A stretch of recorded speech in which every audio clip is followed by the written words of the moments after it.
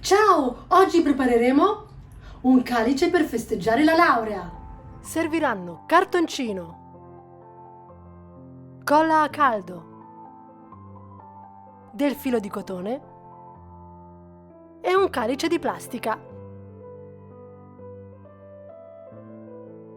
Ritagliamo una striscetta alta 2,5 cm e avvolgiamola intorno al bicchiere. Mettiamo la colla e assicuriamoci di aver preso le misure giuste. Ritagliamo un quadrato di 9x9, mettiamo la colla e attacchiamo. Arrotoliamo il filo di cotone nella mano facendo 48 giri.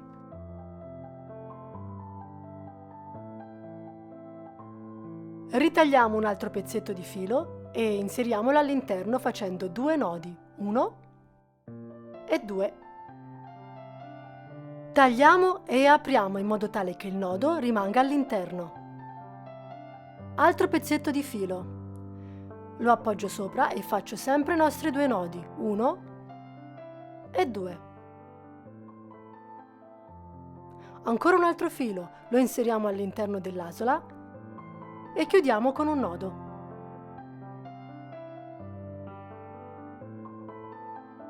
Lo porto sempre nella parte interna per non farlo vedere. Pareggiamo e la nostra nappina è pronta. Colla! Attacchiamo la nappina e chiudiamo con una decorazione.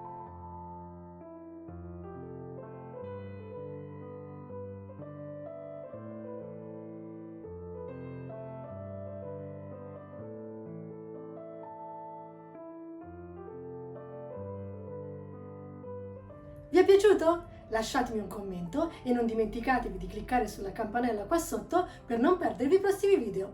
Ciao!